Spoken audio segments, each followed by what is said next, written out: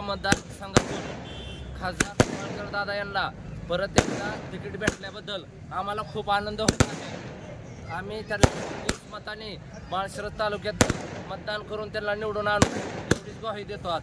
त्याचबरोबर अहमदनगर नाव बदलून अहिल्यानगर नाव केल्याबद्दल आम्ही सगळ्या सरकारचं अभिनंदन करतो।